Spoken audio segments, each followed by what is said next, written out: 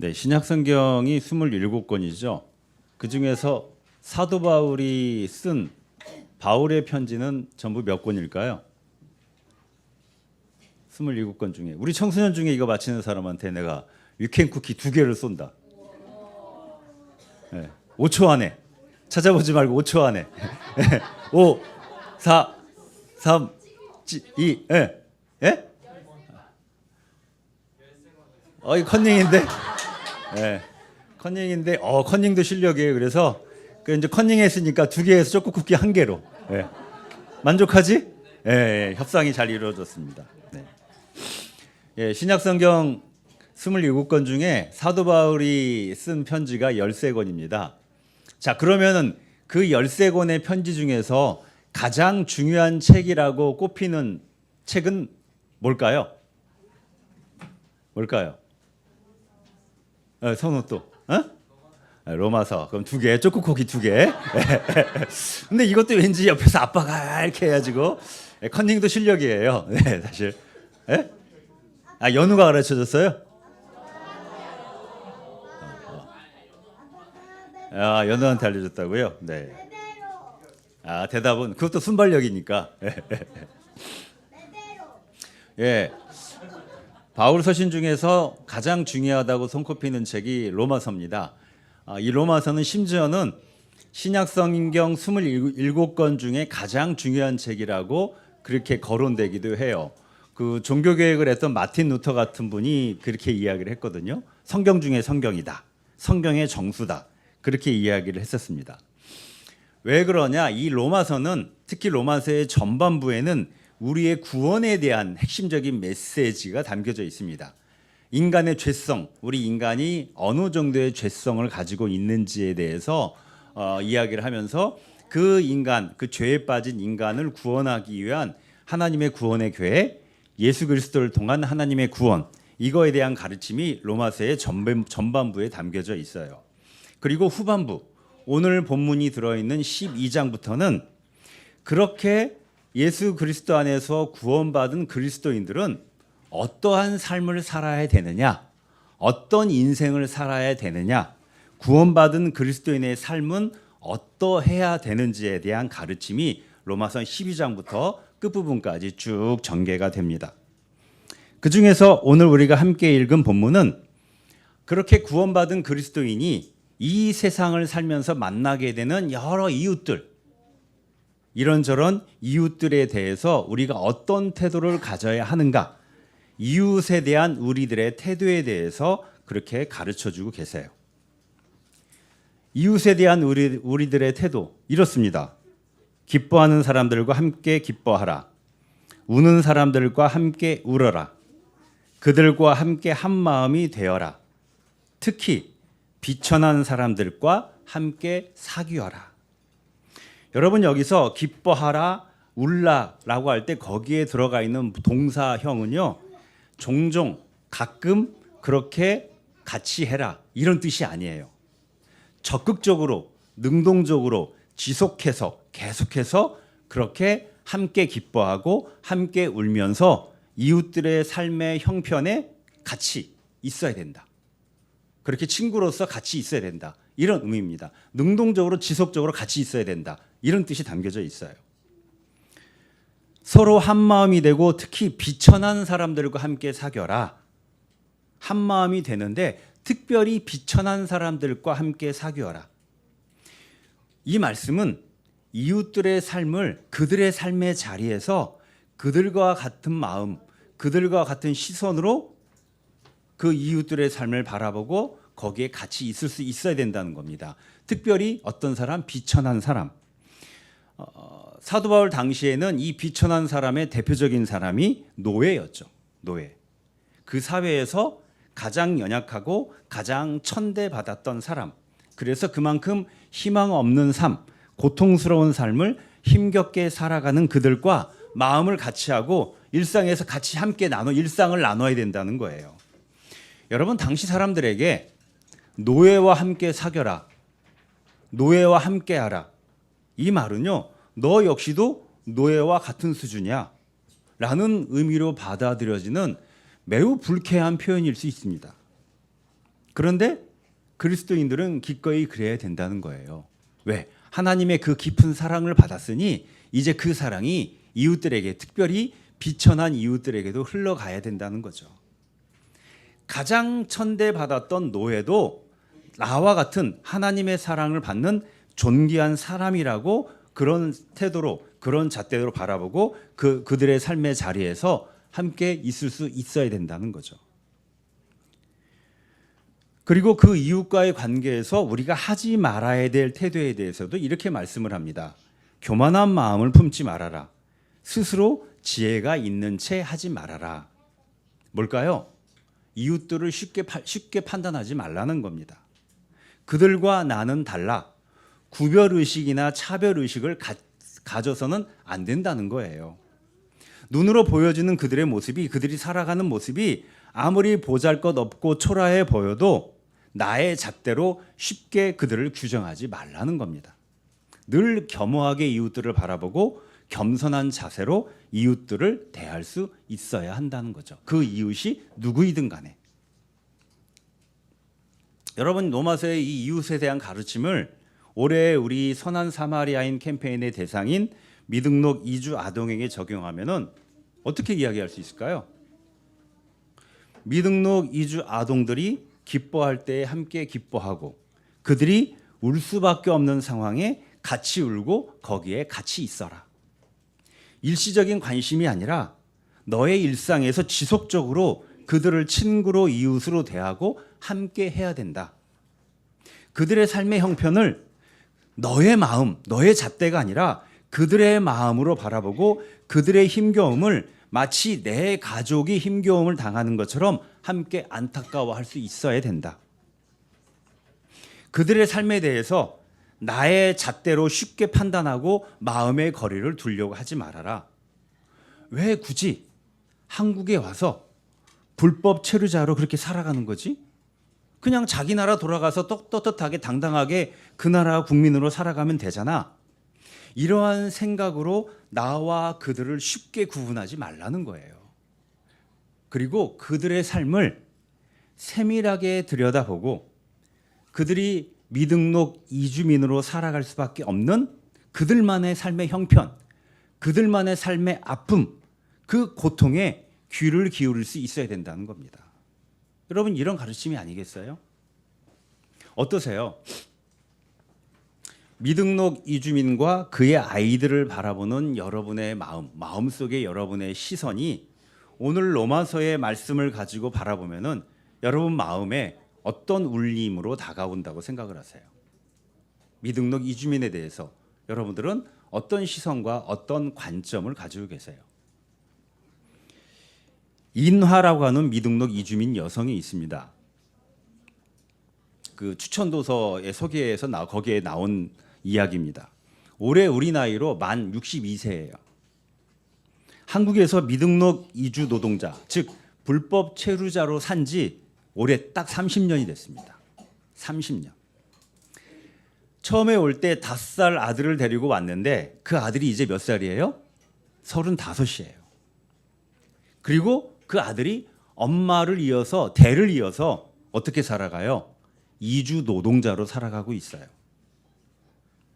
여러분, 그런데 이 인화 씨는 몽골에서 장학생으로 러시아에 유학까지 다녀온 인재였습니다. 우리나라 사람들은 공부 잘하면 미국으로 유학 가잖아요. 몽골 사람들은 러시아하고 가까워서 러시아로 유학을 갔어요. 아버지는 정신과 의사였습니다. 어느 정도 유명했느냐? 몽골 대통령 진료를 맡았을 정도로 유명한 몽골의 정신과 의사였습니다. 그런데 그런 상황에서 살았던 그녀가 왜 한국 땅에서 30년 세월을 미등록 이주 노동자로 살아야만 했을까요? 왜 그랬을까요? 인화 씨는 그 30년 세월 동안의 자신의 삶에 대해서 이렇게 압축해서 이야기를 합니다. 이건 사는 것도 아니고 안 사는 것도 아니에요. 우리는 그냥 이렇게 숨어서 숨쉬고 살아야 돼요. 동물도 동물권이 있다고 이야기하잖아요. 근데 왜 우리의 인권은 없는 건가요? 이렇게 이야기를 합니다. 여러분, 오늘 로마서의 말씀은 우리에게 그녀의 삶의 자리, 그 힘겨운 그의 삶의 자리로 다가가서 그녀의 삶이 어땠는지, 왜 30년이라는 세월을 미등록 이주민, 흔히 불법 체류자로 불리는 그 삶을 살아갈 수밖에 없었는지 그녀의 이야기에 귀를 기울이고 마음의 손을 맞잡아야 된다고 이야기를 합니다. 그게 그리스도인의 이웃에 대한 태도라는 거죠. 오늘 룻기서에 등장하는 보아스가 바로 이와 같은 태도로 이웃을 대하며 살았던 사람입니다. 룻기의 주인공은 룻이죠. 당시의 전형적인 이주민 여성이었습니다. 고향 땅에서 유대인 남편을 만나서 결혼했어요. 근데 어떻게 됐죠? 10년 결혼 생활하고 남편이 세상을 떠났습니다. 근데 남편만이 아니었어요. 시아버지도 떠났고 시동생도 세상을 떠났어요. 집안의 남자들이 남아있질 않습니다. 이제 시어머니, 본인, 손아내 동서, 이렇게 여인 셋만 남았어요. 여러분, 우리가 상식적으로 알고 있지만 당시의 그 고대의 가부장적 사회에서 여인 셋이 남아서 살아간다는 것은요, 그 어떤 사회적 안전장치 보호막도 없이 그냥 허허벌판 광야에 내던져진 아기 같은 거예요. 그런 삶의 상태인 겁니다. 그래서 시어머니 나오미는 이렇게도 죽고 저렇게도 죽으니까 나는 그냥 고향 베들레헴으로 돌아가서 죽을랜다. 그렇게 마음을 먹어요. 그래서 두 젊은 며느리를 부릅니다. 자, 이제 나는 내 고향 가서 죽을랜다. 너희는 아직 젊으니까 친정으로 돌아가렴. 그리고 친정에 가서 너희 민족의 새로운 남편을 만나서 새로운 가정을 꾸리고 너희들의 인생을 살아가렴 하고 작별을 구합니다. 이 두 며느리 다 그럴 수 없다고 계속 이야기하다가 나오미의 생각이 워낙 완고했어요. 그래서 둘째 며느리는 시어머니의 말에 따라서 결국 친정으로 돌아갔습니다. 그런데 첫째 며느리 룻은 절대 그럴 수 없다고, 시어머니하고 살아도 같이 살고 죽어도 같이 살겠다고 고집을 부렸습니다. 룻의 고집이 시어머니 나오미의 고집을 이겼어요. 그래서 결국 시어머니 나오미와 함께 한 번도 가보지 않았고 한 번도 살아보지 않았던 죽은 남편의 고향, 그 낯선 땅 베들레헴으로 와서 살아가게 됩니다. 여러분, 남편을 비롯해서 자신을 보호해 줄 가부장이 한 명도 없는 집안에 근데 외국인 여성이에요. 그런 여성이 베들레헴 유대 땅에 살고 있다? 당시 사회의 그 어떤 보살핌이나 보호를 받을 수가 없어요. 전혀 기대할 수 없습니다. 당장 한 끼 먹는 것도 걱정해야 되는 힘겨운 상태에 내던져진 거예요. 그런데 룻은 또 혼자만 있는 게 아니라 나이 든 시어머니 나오미를 또 보살펴야 돼요. 본인이 가장 노릇을 해야 되는 거죠. 뭐라도 해야 됐습니다. 뭐라도 해야지 시어머니하고 본인이 굶어 죽지 않고 살아갈 수 있었어요. 그래서 무엇을 하느냐? 집 근처에 있는 밭에 나가서, 논과 밭에 나가서 거기에 떨어진 이삭을 줍는 일을 하기로 합니다. 당시에 이스라엘에는요, 이런 관례가 있었어요. 논과 밭에서 추수를 할 때 추수하다 보면은 그 볕단 이런 데서, 보리단 이런 데서 이삭이 떨어질 수 있죠. 그 땅에 떨어진 이삭은 줍지 말고 그대로 내버려 두라라고 하는 율법의 규정이 있었어요. 왜?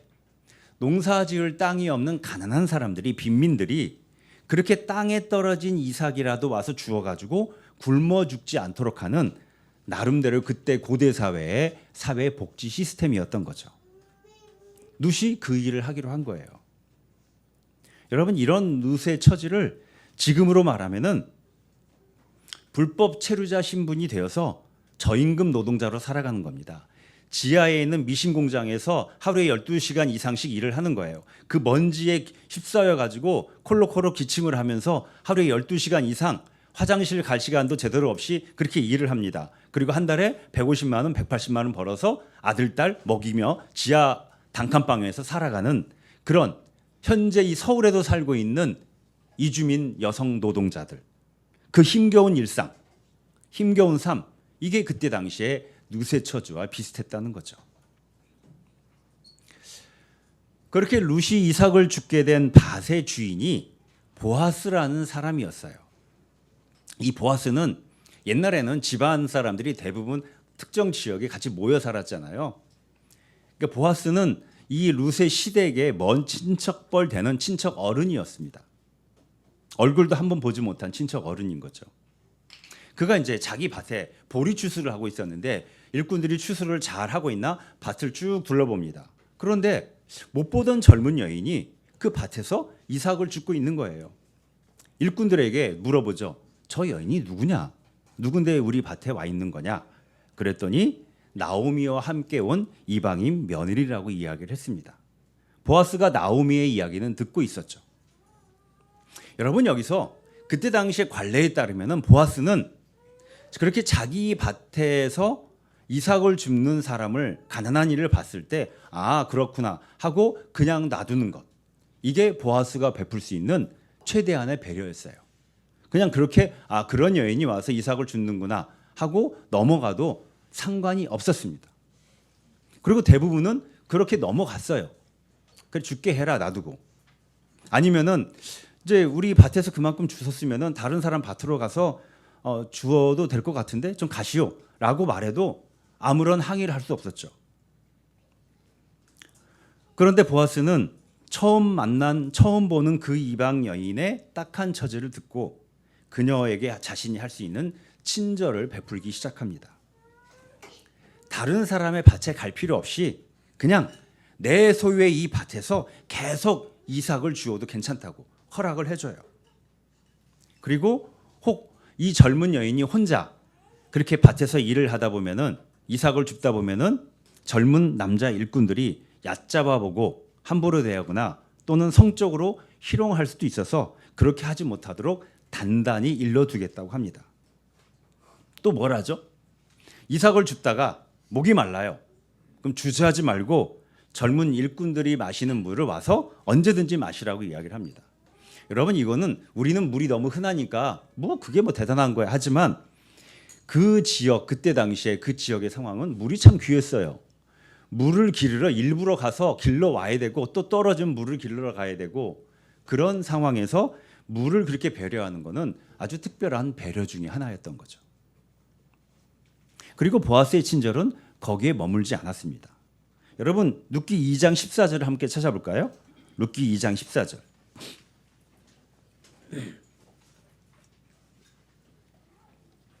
2장 14절.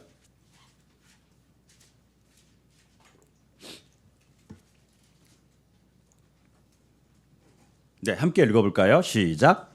먹을 때가 되어서 보아스가 그에게 말하였다. 이리로 오시오. 음식을 듭시다. 빵 조각을 초에 찍어서 드시오. 룻이 일꾼들 옆에 앉으니 보아스는 그 여인에게 볶은 곡식을 내주었다. 볶은 곡식은 룻이 배불리 먹고도 남았다. 어떻게 했어요? 룻을 자신의 식탁에 초대했습니다.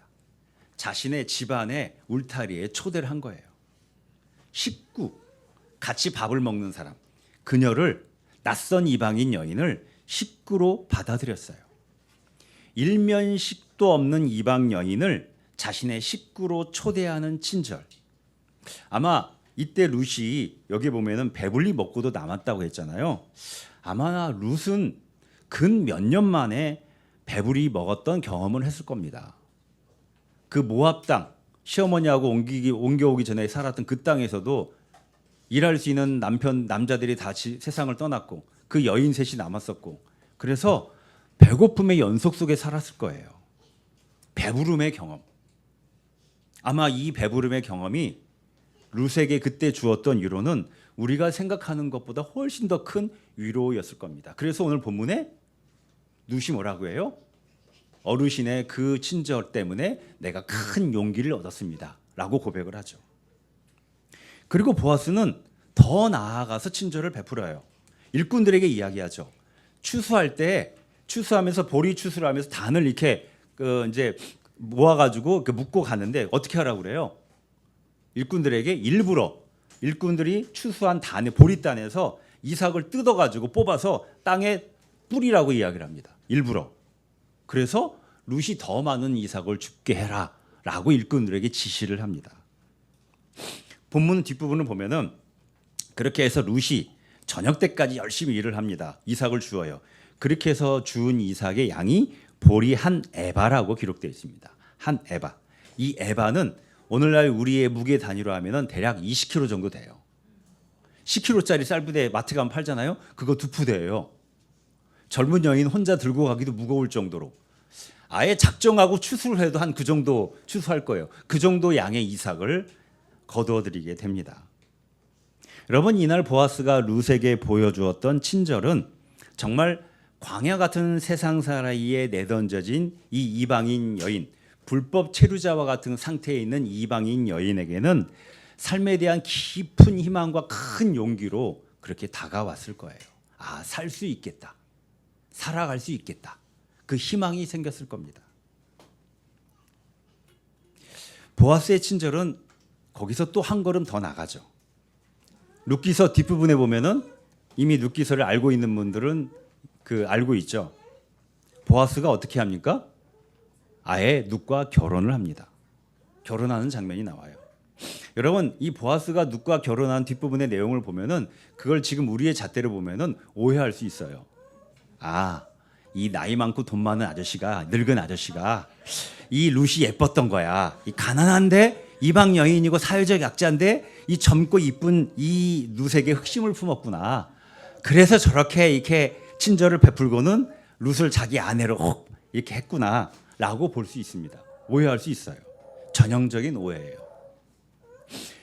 보아스가 룻과 결혼했던 것은 당시의 이스라엘의 그 가부장적 사회에서 그 어떤 보호도 받을 수 없는 여인을 위한 가장 안전한 사회적 보살핌이었고 사회적 친절이었어요. 왜? 온유야 왜? 당시 이스라엘에는 기업 물을 잘하는 제도가 있었습니다. 기업 물을 자.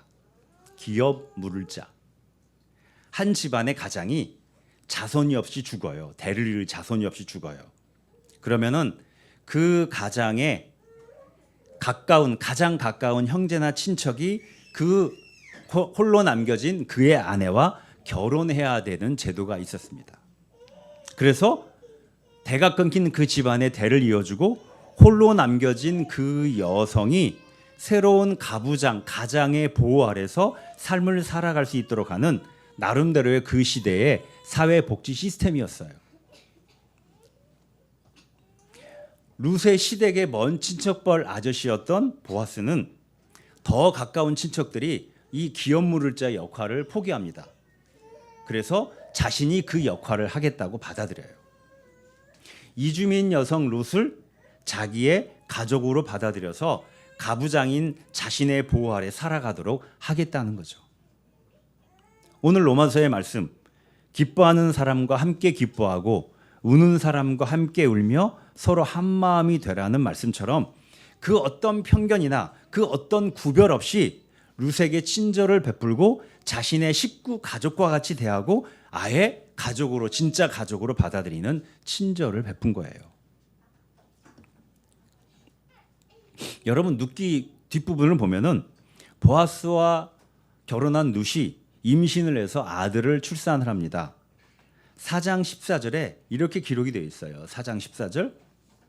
그러자 이웃 여인들이 나오미에게 말하였다. 주님께서는 오늘 이 집에 자손을 주셔서 대가 끊어지지 않게 하셨습니다. 그의 이름이 이스라엘에서 늘 기리어지기를 바랍니다. 룻이 임신을 하자 이웃 여인들이 와서 축하를 해줍니다. 근데 누구한테 축하를 해주느냐?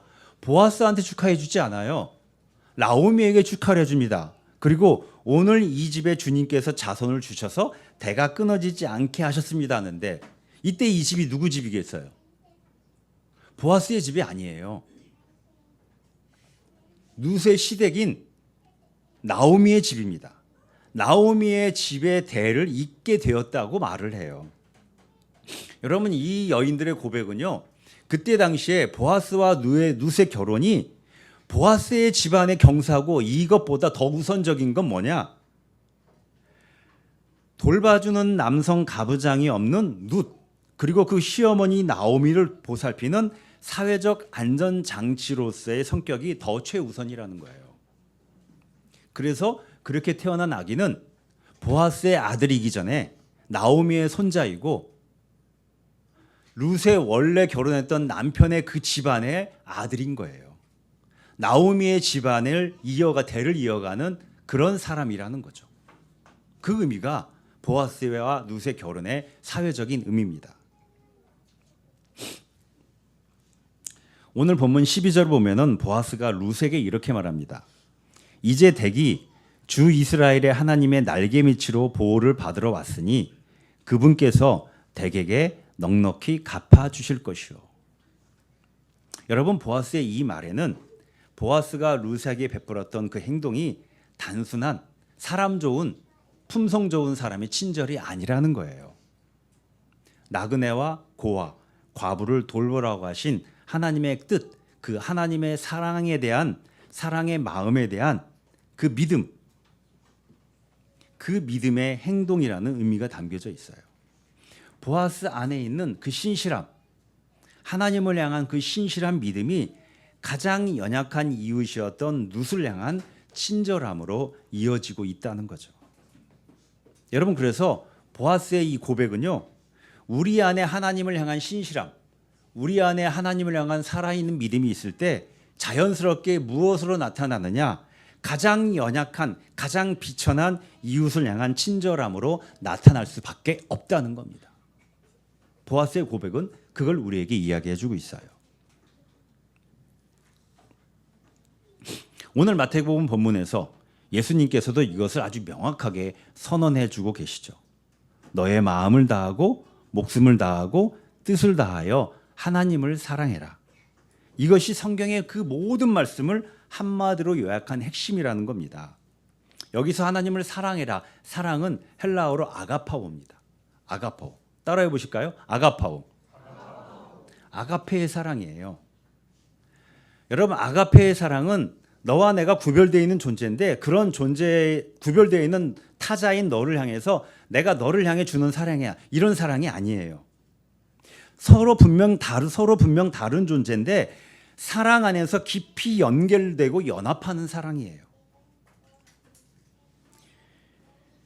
우리가 하나님의 현존과 활동하심에 동의하고 지향 가운데 기도의 자리에 앉아 있을 때 향신기도에서 그렇게 이야기를 하죠. 그렇게 우리가 동의와 지향 가운데 믿음의 기도의 자리에 앉아 있을 때 분명 하나님과 나는 서로 다른 존재인데 그런데 그 사랑 가운데 하나님과 내가 하나로 연합되고 하나로 일치되어 가요. 내 안에 있는 하나님의 신성이 나의 인성과 연합해서 원래 그 거짓된 내가 아니라 원래 하나님이 창조하신 하나님의 형상을 진정으로 닮은 참된 나로서 하나님과 연합되어 가게 돼요. 그렇게 내가 변형되어 갑니다. 그게 향신기도에서 말하는 믿음의 원리입니다. 그런데 이 하나님과 나와 관계 속에서의 이 연합과 일치의 사랑이 하나님에게만 해당되는 게 아니라는 거죠. 둘째 계명도 이와 같은 것인데 너의 이웃을 너의 몸과 같이 사랑하여라. 우리의 먼저 하나님과의 관계 속에서 하나님을 향한 연합과 일치의 사랑은 그와 같으니 이웃을 향한 사랑과도 그 성질이 똑같다는 거예요. 그 성질이 같다는 겁니다. 우리 안에서 하나님을 향한 연합과 일치의 사랑이 온전히 이루어져 갈 때 나는 내가 나 자신을 아가파오, 즉 참된 사랑으로 내가 나를 대하고 나를 친절하게 바라보고 친절한 태도를 갖게 돼요. 내가 나를 친절하게 대합니다. 그리고 그 사랑은 내 이웃을 향한 친절함으로 확산돼요. 이웃을 향한 아가파오로 확산되어 흘러가게 되어 있다는 겁니다. 이렇게 하나님, 나, 이웃은 서로 아가파오의 사랑으로 깊이 연결되어 있어요.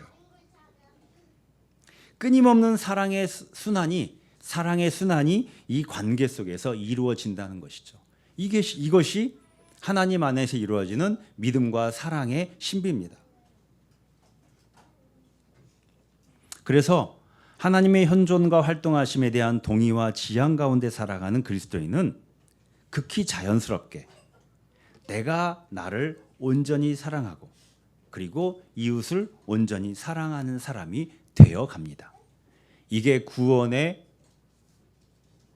만들어져 가는 구원이 이루어져 가는 것이고 그리고 이것이 성화의 삶을 살아가는 겁니다. 여러분, 그래서 우리가 매년 실시하는 선한 사마리아인 캠페인은 바로 이 사랑의 순환, 하나님, 나, 이웃, 이 세 관계 속에 흘러가는 이 사랑의 순환이 실제적으로 드러나게 하는 시간이에요. 친절한 아저씨 보아스처럼 하나님을 향한 신실함 속에서 나에 대한 친절함과 이웃을 향한 친절함으로 세상을 바라보는 연습을 우리가 함께하는 시간인 겁니다. 여러분, 룻기 4장 17절을 찾아서 함께 읽어보겠습니다. 룻기 4장 17절.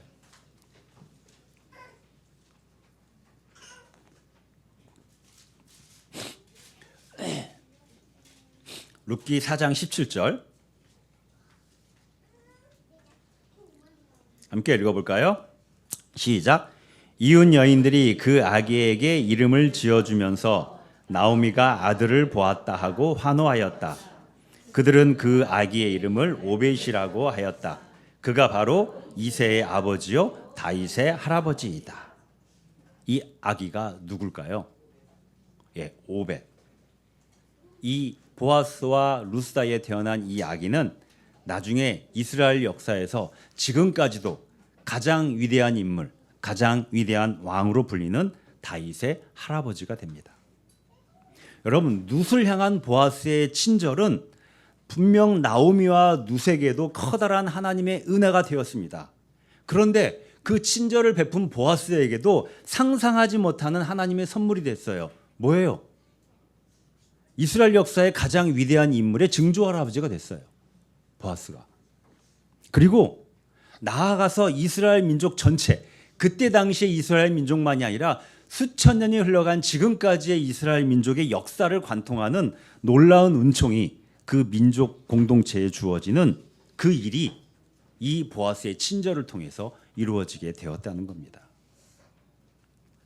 여러분, 하나님은 오늘의 이 보아스의 이야기를 통해서 우리의 이웃을 향한 친절, 극히 작은 이웃을 향한 우리의 친절이 그 이웃에게만이 아니라 나에게도, 그리고 우리가 사는 이 세상, 이 사회 전체에도 우리가 예상할 수 없는, 상상할 수 없는 크고도 깊은 하나님의 은총으로 드러날 것이라고 말씀하고 계시는 거예요.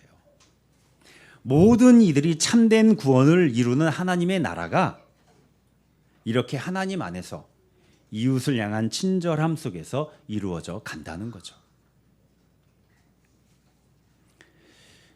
이란에서 태어나서 7살 때 사업을 하는 아버지와 함께 한국에 온 아이가 있습니다. 친구를 따라 초등학교 때 교회를 갔다가 기독교인으로 개종을 했습니다. 그래서 이슬람 국가인 이란으로는 다시는 돌아갈 수 없게 됐어요. 이 아이의 이름은 김민혁, 한국 이름이에요. 그래서 종교적 박해를 이유로 난민 신청을 했습니다. 근데 끝내 불인정 결정이 났어요. 이유는 간단해요. 너무 어려서 얘의 신앙의 진지함을 받아들일 수 없다. 어린아이이기 때문에 얘가 그 기독교로 개종했다는 걸 그거 하나로 난민으로 받아들일 수 없다. 라는 이유 때문에 불인정 판결이 났습니다. 그리고 이 민혁이가 중학교 2학년 때 법원에서 2주 내에 이란으로 돌아가는 명령이 내려집니다. 중학교 2학년인데 2주간 안에 이란으로 돌아가야 된다고 명령이 내려졌어요. 그 사연을 담임 선생님이 아닌 옆반 선생님, 국어 선생님이었대요. 이 선생님이 우연히 들었습니다. 그리고 있을 수 없는 일이 일어났다고 생각했어요.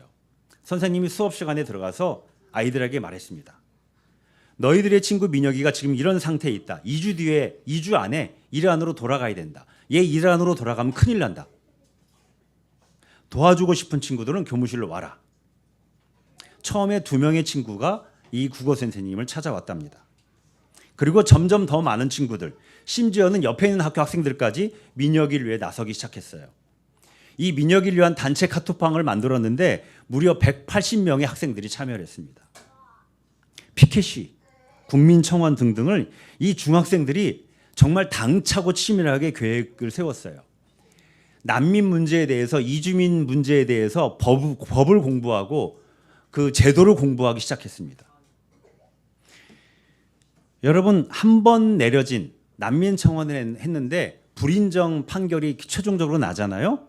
그게 번복될 확률이 0.1%랍니다. 번복될 확률이. 이 중학생 아이들이 친구 민혁이를 위해서 0.1%의 확률에 도전을 했습니다. 이게 이제 이 아이들이 활동을 하면서 이 사연이 알려지면서 방송에까지 보도가 됐어요. 그리고 조희연 교육감이 적극적으로 돕겠다고 나서기까지 했습니다. 최종적으로 난민 재신청을 했는데 그 심사를 하는 날이 이 민혁이가 다니던 학교에 여름 방학식이 있던 날이었습니다. 방학식하고 이제 일찍 끝나서 집에 더 가는 날이죠. 이제 방학이에요. 근데 친구들이 바로 집에 가지 않고 민혁이와 함께 출입국 관리사무소로 같이 갔습니다. 지하철을 타고 1시간 넘게 걸리는 거리를. 그날 낮 기온이 38도였대요. 그 땡볕에서 피켓을 들고 기타를 치면서 이 친구들이 같이 노래를 부릅니다. 이때 불렀던 노래가 이한철의 슈퍼스타라는 노래예요. 혹시 아세요? 네, 이한철의 슈퍼스타. 거기에 이런 가사가 나와요. 괜찮아 잘 될 거야. 너에겐 눈부신 미래가 있어. 괜찮아 잘 될 거야. 우린 널 믿어 의심치 않아. 괜찮아 잘 될 거야. 너에겐 눈부신 미래가 있어. 괜찮아 잘 될 거야. 우린 널 믿어 의심치 않아. 이 친구들의 노래를 들으면서 민혁이가 출입국 관리사무소 안으로 들어갔습니다. 결과는 어떻게 됐을까요? 결과는 일주일 뒤에 나왔어요. 난민 신청이 받아들여졌습니다. 민혁이는 난민 인정을 받고 눈물을 2리터는 흘렸다고 그렇게 이야기를 합니다. 그리고 민혁이와 친구들이 고등학생이 됐어요. 여러분, 이 일이 이 아이들에게 어떤 영향을 미쳤을까요? 고등학생이 된 민혁이와 친구들이 고등학생인데 인권 강사로 여기저기 불려다니기 시작했습니다. 얘네들이 워낙 그 법과 제도를 공부를 많이 했거든요. 변호사들을 대상으로 해서 이주민과 난민에 대해서 대상으로 변호사들 대상으로 강연도 하고요. 서울대 학생들을 대상으로 강연도 했습니다. 그리고 전국의 여러 중고등학교와 청소년 센터에 가서 인권 강연을 하게 됐답니다. 이 아이들이 지금은 대학생이 됐어요. 여러분, 이 아이들의 인생이 앞으로 어떻게 펼쳐지게 될까요? 여러분, 이런 아이들이 있는 세상, 우리나라가 참 많은 문제가 있잖아요. 그럼에도 불구하고 이런 아이들이 있는 우리나라가 그래도 희망이 있는 것 아니겠어요? 이 세상의 현실 한복판에서 우리가 그리스도인으로 제대로 살아가려면 어떻게 하면 될까요? 어떻게 해야지 우리가 그리스도인답게 살아갈 수 있는 걸까요? 우리의 실제적인 현실의 삶 한가운데서 우리가 그토록 이야기하는 하나님 나라를 이루려면 우리가 어떻게 하면 될까요? 아주 간단하게 말할 수 있습니다. 아주 간단하게. 보아스처럼, 민혁의 선생님과 친구들처럼 우리가 친절한 사람이 되면 됩니다. 친절한 아저씨, 친절한 아줌마, 친절한 언니, 친절한 형, 친절한 친구. 그 믿음 안에서 이루어지는 그 친절함이 나와 이 세상을 보다 더 행복하게 만들어 갈 겁니다. 그 친절함이 더 많은 사람들을 참된 하나님의 나라, 참된 구원의 길로 인도하게 될 거예요. 그 친절함의 물결을 더욱 깊고 크게 하는 우리의 이번 선한 사마리아인 캠페인인 사순절 기간이 되기를 바라겠습니다. 기도하겠습니다.